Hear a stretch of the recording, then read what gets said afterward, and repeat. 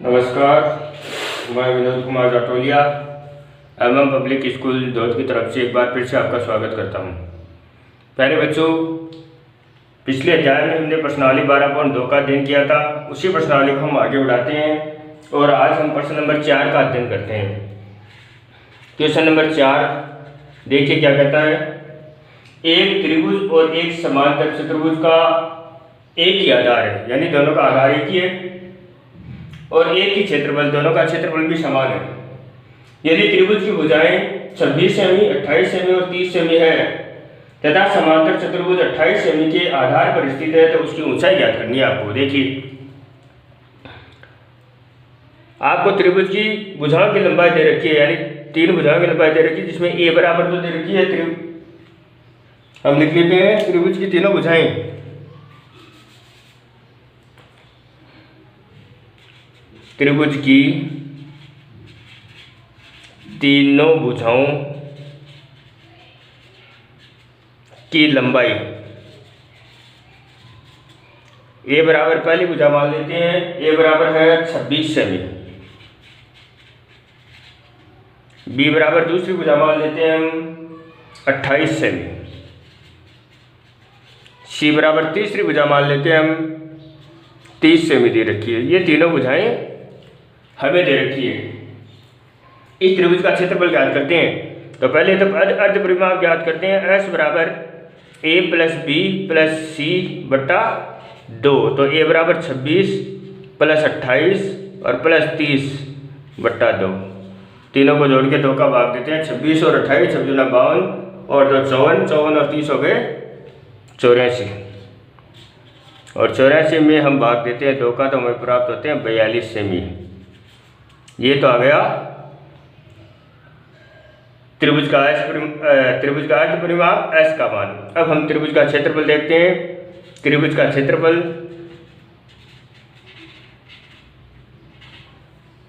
Heron के सूत्र से, तो हीरोन का सूत्र हो गया एस माइनस ए, एस माइनस बी और एस माइनस सी।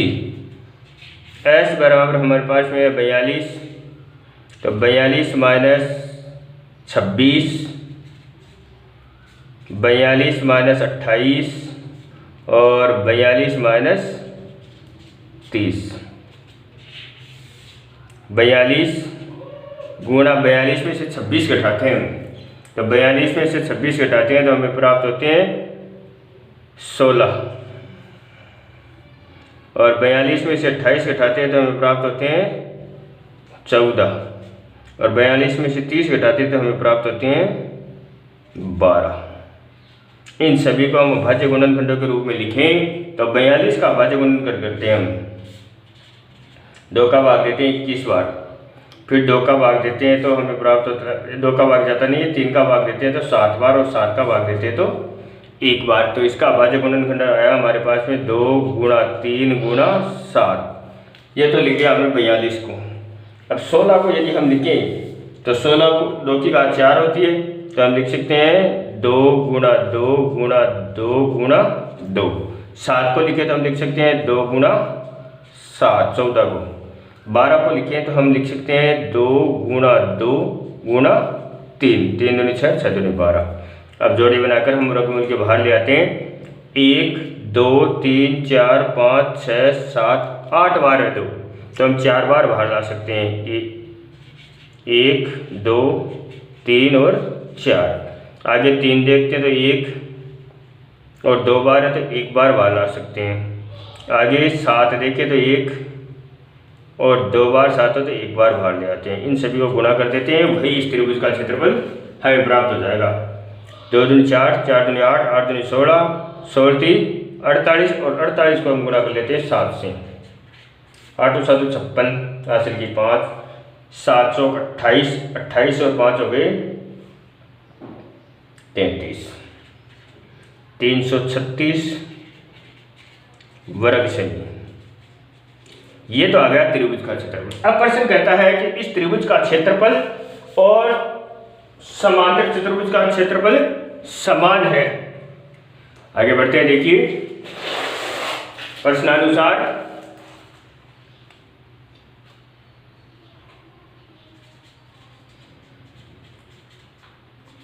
त्रिभुज का क्षेत्रफल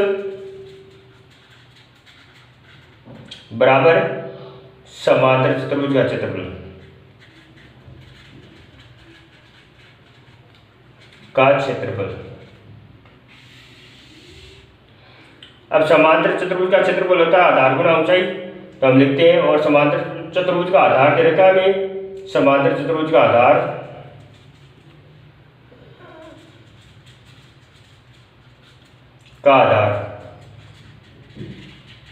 बराबर 28 है। तो हम लिखते हैं आधार गुणा ऊंचाई, ये हो गया समांतर चतुर्भुज का क्षेत्रफल, जो कि त्रिभुज के क्षेत्रफल के बराबर है। तो हम लिखेंगे 336 वर्ग सेमी। तो आधार है 28 गुणा ऊंचाई बराबर 336, तो ऊंचाई बराबर हो जाएगी 336 बटा 28। 28 में 336 का भाग देकर हम उत्तर प्राप्त कर लेते हैं। 336 में भाग देते हैं 28 का, 28 एकम 28, एक बार घटाते तो बचते 5, उतारते 6, 28 दूना 56, 12 बार भाग चला गया, तो ऊंचाई बराबर आ जाएगी 12 सेमी। इस प्रकार से हम इस प्रश्न को हल करेंगे। प्रश्न नंबर 4 हमारा हल हुआ, जिसमें हमने समांतर चतुर्भुज की ऊंचाई याद करी है। आगे बढ़ते हैं, प्रश्न नंबर 5वां देखते हैं हम। देखिए प्रश्न नंबर 5 क्या कहता है। प्रश्न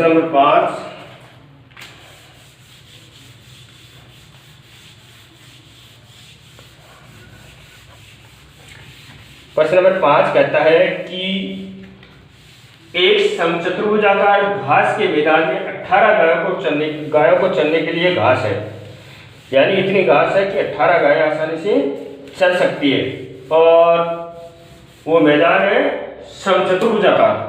समचतुर्भुज का मतलब होता है जिसकी चारों भुजाएं समान होती है, लेकिन दोनों विकेंड समान नहीं होती हैं।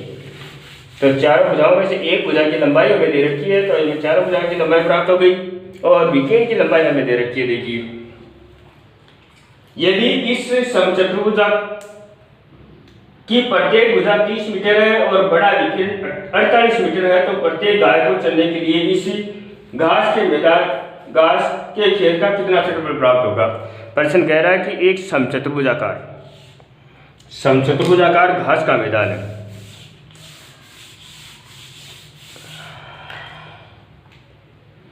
इस प्रकार का एक घास का मैदान है समचतुर्भुजाकार,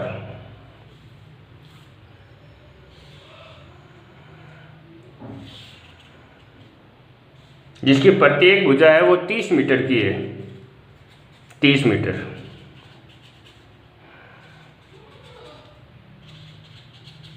और इसका जो बड़ा विकीर्ण है ये है 48 मीटर का। ठीक है, तो आपको बताना है कि प्रत्येक गाय के लिए कितना क्षेत्रफल प्राप्त होगा। यदि 18 गायें हैं तो हम आसानी से याद कर सकते हैं। पहले तो इस समचतुर्भुजाकार खेत का क्षेत्रफल याद कर लेते हैं। जितना क्षेत्रफल होगा उसमें 18 का भाग दे देंगे। प्रत्येक गाय के लिए घास खाने का क्षेत्रफल हमें प्राप्त हो जाएगा। देखिए हल करते हैं। क्वेश्चन नंबर है हमारा 5वां। समचतुर्भुजाकार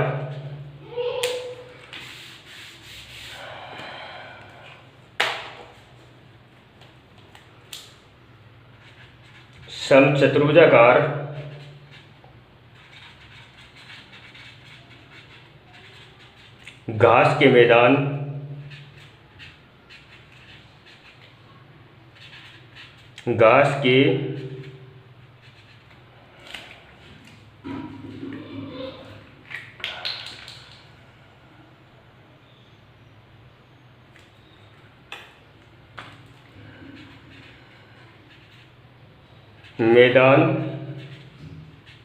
की भुजा बराबर 30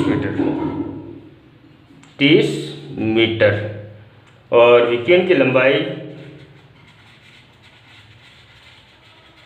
बराबर 48 मीटर। ठीक है। अब समचतुर्भुज का विकीर्ण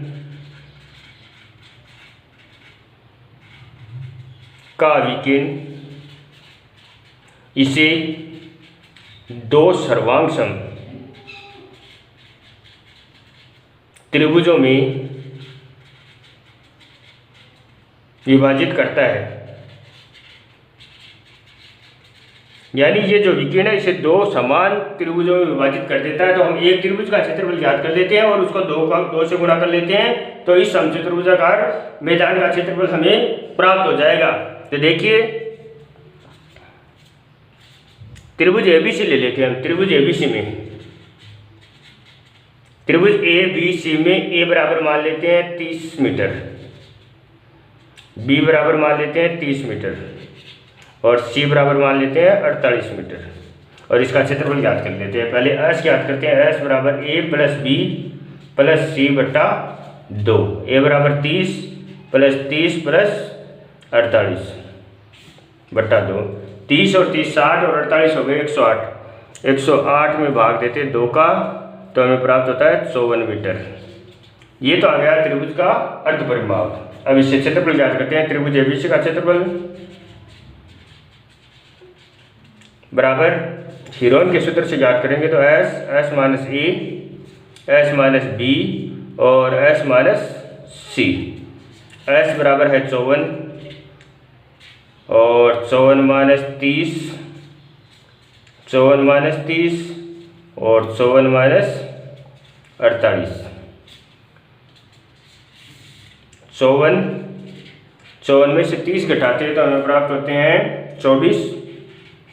फिर 54 में से 30 घटाते हैं तो 24 और 54 में से 48 घटाते हैं तो हमें प्राप्त होते हैं 6। अब भाज्य गुणनखंडों के रूप में लिखना चाहे तो देखिए 24 गुणा 24 का तो एक जोड़ा बन रहा है हमारे पास में और इसको लिखे तो 3 गुणा 3 गुणा 6 लिख सकते हैं। 6 × 18, 18 × 54 गुणा 24 गुणा 24 और गुणा 6। अब देखिए 6 का भी जोड़ा बन गया, 24 का भी जोड़ा बन गया, 3 का भी जोड़ा बन गया। तो हम लिख सकते हैं 3 गुणा 6 गुणा 24। तीनों को गुणा करते हैं 74 या 24 के 144 और 144 को गुणा कर लेते हैं 3 से। 4 × 12 को 2 हासिल की, 1 4 × 12 और 1 13 हासिल की, 1 3 × 3 और 1 4, 432 वर्ग मीटर।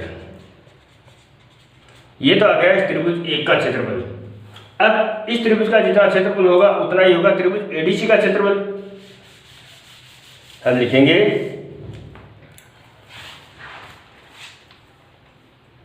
त्रिभुज एबीसी का क्षेत्रफल बराबर त्रिभुज एडीसी का क्षेत्रफल। इस त्रिभुज का और इस त्रिभुज का दोनों का बराबर हो जाएगा तो हमारे पास में आ जाएगा 432 प्लस 432 बराबर 864 वर्ग मीटर।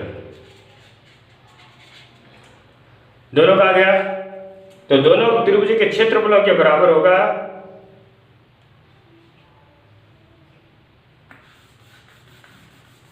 दोनों का बराबर है तो हम लिखेंगे त्रिभुज एबीसी का क्षेत्रफल प्लस त्रिभुज एडीसी का क्षेत्रफल बराबर होगा चतुर्भुज एबीसीडी का क्षेत्रफल। तो चतुर्भुज एबीसी का क्षेत्रफल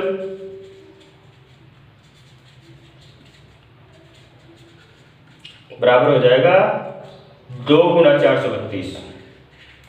तो 2 को 432 से गुणा करते हैं तो 864 वर्ग मीटर। ये तो प्राप्त हो गया हमें पूरे खेत का क्षेत्रफल। अब 18 गायें हैं तो हम लिखेंगे 18 गायों में प्रत्येक के लिए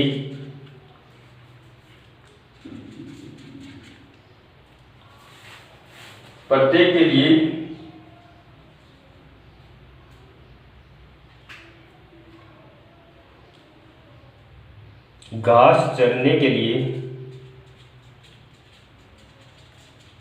क्षेत्रफल का भाग यानी इसमें 18 गाय चलेंगी तो एक गाय के कितना क्षेत्रफल प्राप्त, इससे कितना क्षेत्रफल इससे में आएगा वो हम देखते हैं। देखिए 864 में हम भाग देते हैं 18 का, तो 18 गुना 36, 18 के 14, 1872, 1872 घटा दो तो बचते 14।